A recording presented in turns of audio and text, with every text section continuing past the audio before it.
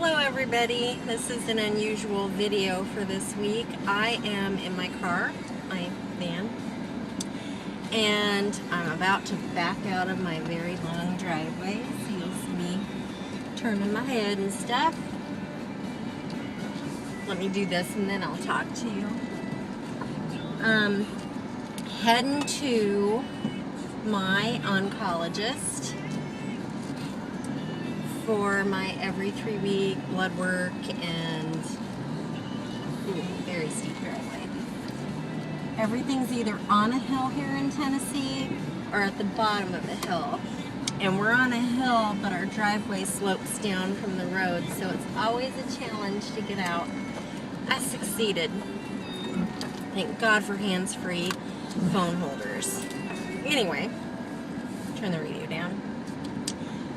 I'm on my way to my oncologist. This is an unusual appointment because, as I've mentioned in previous videos but don't talk about all the time, my husband, Mo, also has cancer. He has what's called chronic lymphocytic leukemia.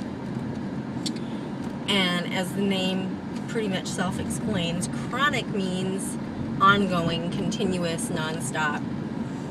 And it's not curable, but it's treatable. And he received chemotherapy in 1997. And after 6 months of treatment, went into remission. Now, that's a long time. They said he would be in remission 1 to 3 years, and it's 2014. So obviously, he's been in remission for quite a while. But the past 3 years, his numbers, his white blood cell count numbers have fluctuated, and he's just been on the verge of coming out of remission. Officially, I think his last blood counts from our doctor in Texas showed that he was out of remission, but his counts weren't high enough for treatment, because with chronic lymphocytic leukemia, they often treat patients with what is called the watch and wait treatment. If your symptoms are not as bad as what you would experience going through chemotherapy, they keep you in a watch and wait mode. But if your symptoms, the fatigue, the bone aches, there's a slew of symptoms, but if your symptoms are really bad, then it's worth putting you through treatment to get you into remission. Plus, if you're young, because chronic lymphocytic leukemia is what they call a quote-unquote senior citizen's disease, and he experienced it in his 30s, he was so young that they felt that he should go through the treatment, which is a good thing. It's given him a lot of years of being in remission. But he's very tired lately, and the fatigue is super reminiscent of what he went through when he was first diagnosed. If you experience fatigue, you could have just normal fatigue, or you could have any number of diseases that fatigue is a symptom of. With him, when we first realized that he had chronic lymphocytic leukemia, we had gone through some career stuff for him, and then a move, and after months and months, he still wasn't recovering, bouncing back from having gone through the move. And then we were like, oh, well, he's just tired because he's adjusting to a new job in a new state, and, you know, it's a lot to go through. But then he was sleeping. He would work a full day, come home, eat dinner, and go to bed, and then get up and do it all over again. He was sleeping more hours a day than a normal person would, and he was tired when he was awake. So it was like that sleep didn't do his body any good. Okay, enough explaining about that. Today, my appointment is not just for me, it's for my husband. He should go every 3 months and have blood work done, but he hasn't had it done since he was in Colorado, which was prior to last May. Long time. It's been about a year since he's had blood work done. Recently, he went in for a sinus infection, and his counts were really high on his lymphocytes, which is not a good sign. But the doctor waved it off. The family practitioner doctor waved it off as you have a sinus infection, and your lymphocytes or your white blood cell counts might go up during a time like that. So, we're going to the doctor today to get him established with the oncologist here in Tennessee. Sorry, Freudian slip. And to get his labs done, get his records transferred, and establish a history.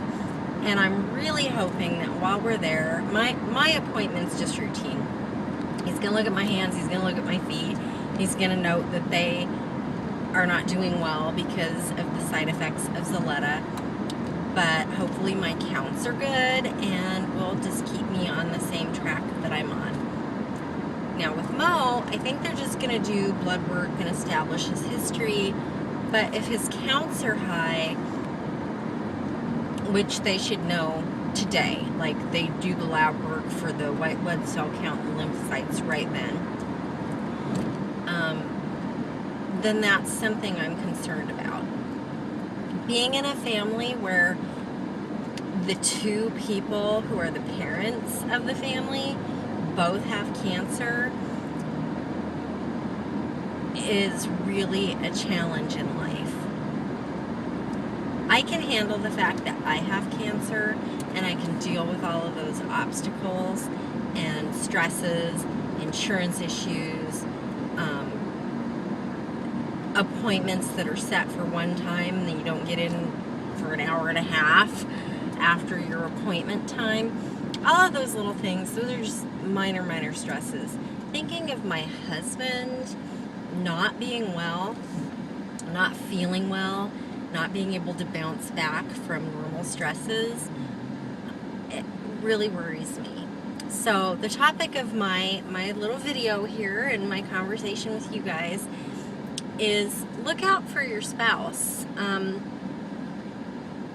If they've been tired for what you would deem a long time, like a month of fighting fatigue and not getting over it, is something to be concerned about. There's something underlying that a doctor needs to check out, whether it's just a run-of-the-mill virus, what is it, the kissing disease, I can't even think of the name of it, mono. Whether it's mono or Epstein-Barr virus, those are things that are really treatable, but they cause fatigue. And oftentimes, those are the things that they rule out first before they decide to check you for cancer, are the run-of-the-mill viruses like Epstein-Barr virus, lupus, autoimmune diseases, and then they're like, okay, the big C's, let's check for cancer. Which, cancers of the blood, like what my Mo Bear has, are generally determined with a final test of a bone marrow biopsy, which is painful, uncomfortable test, and you don't get the results back for 1 to 2 weeks after the test. So there's always that stress of waiting and wondering. Now with him, we've already established that he has chronic lymphocytic leukemia. So if his counts are indicative of him going out of remission, the test will confirm that. The bone marrow biopsy would confirm that. But knowing his numbers and his history pretty much will be all the confirmation we need. What the bone marrow biopsy does, in addition to confirming an illness, is it helps stage it. And staging with cancer is anywhere from stage 0 to 4. 0 meaning, hey, we've caught it right at the beginning, and 4 being you are terminal. It's either metastasized, or if it's a blood disorder, a blood disease, it's throughout your whole body anyway. So that is what is going on today. Heading to the oncologist for me and Mo, which is not unusual. We used to have the same oncologist in Texas,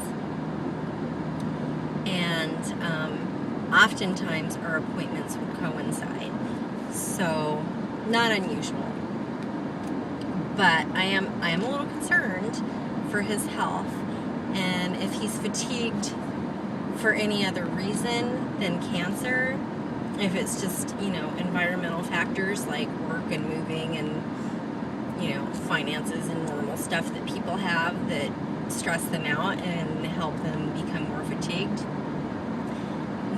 we can deal with those things. But if it's not, environmental, like things that are in our life that's causing him to feel so tired all the time, then we need to figure out what it is if it's not his cancer. So yeah, other than those are pretty big in an average plate.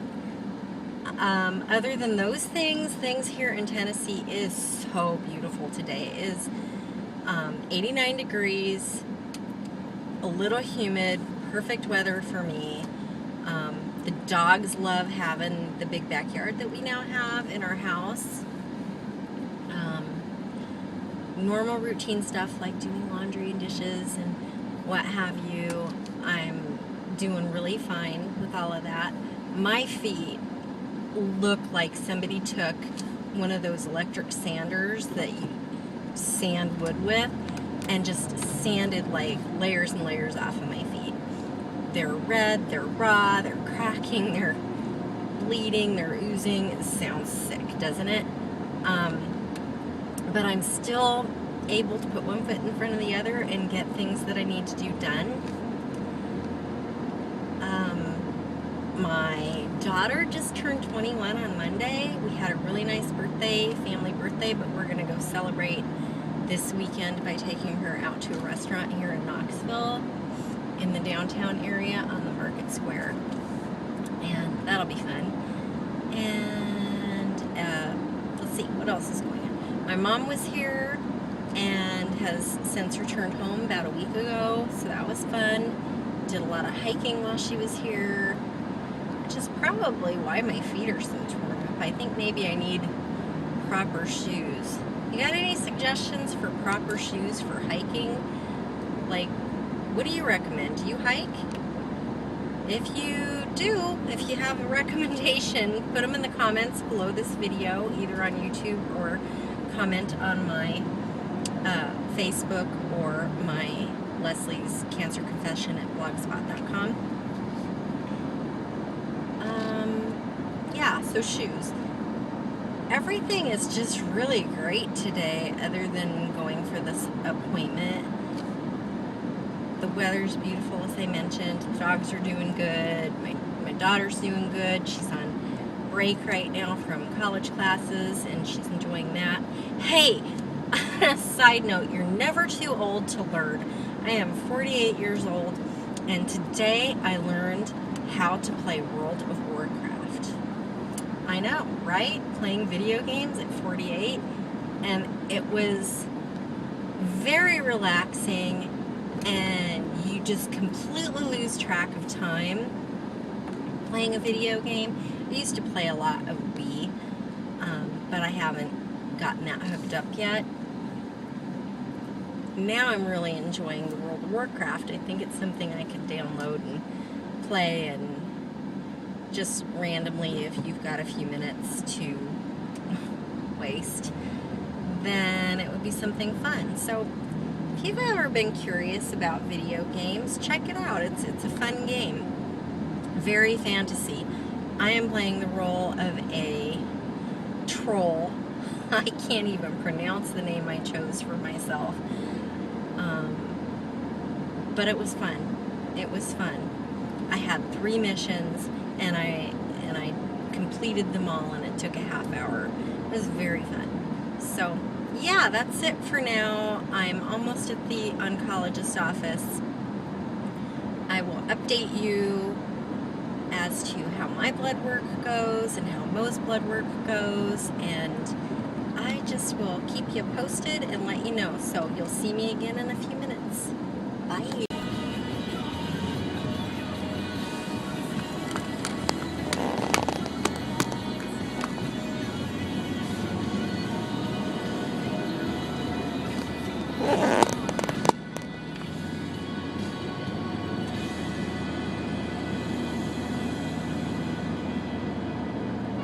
Bringing you new music. This from the digital age.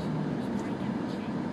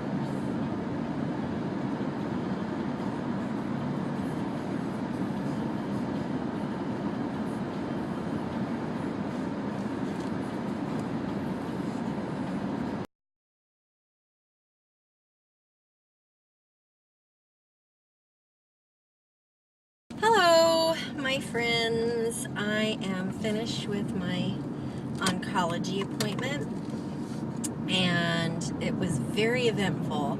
It was a long appointment because it covered new patient intake for my husband and stuff for me. I'm going to start by telling you what's going on with Mo. He did all of his new patient intake, had his exam,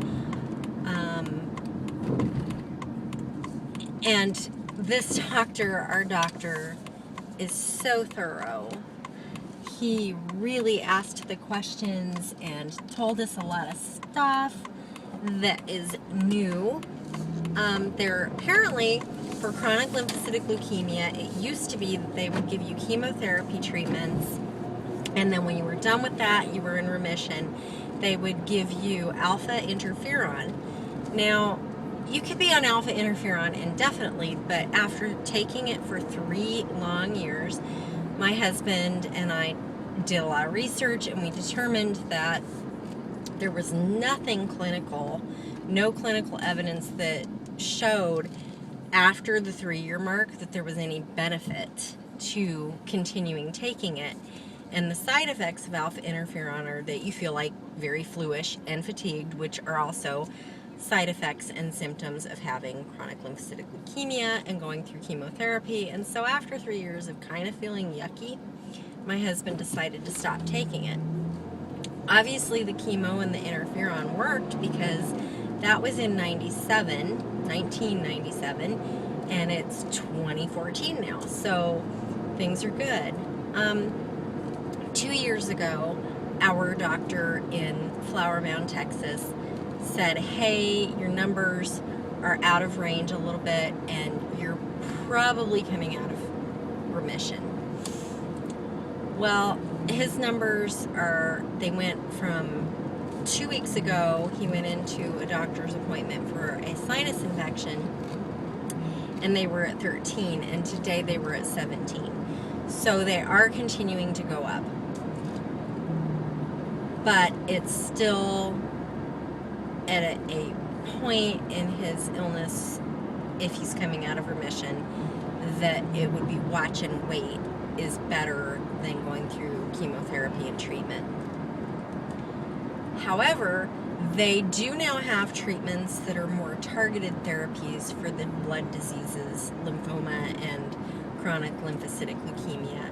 So there's some promising new medications that if we got to a point where Mo's fatigue and his lymph node swelling and his spleen were to become enlarged and they wanted to do treatment, there are some really promising new therapies, and they're oral medications, so he could take them on his own rather than have to go through 3 days of infusion treatments and then 2 weeks off and then 3 days of infusion, which is what he did previously.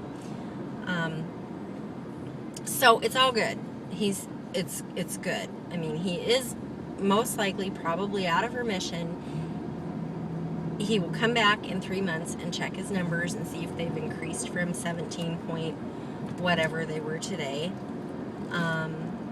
If they continue to go up, then and if his symptoms of fatigue and lymph node enlargement continue to progress, then we will talk about him taking one of these new oral targeted therapy type treatments. Plus, they have now where they test your blood rather than do bone marrow biopsy, and the blood work looks for specific types of chronic lymphocytic leukemia cells to determine whether they're aggressive or more neutral, and that will help them determine which type of treatments to give him so that they're more effective, which is super exciting to know that they can, more effectively treat him now than they did in 1997.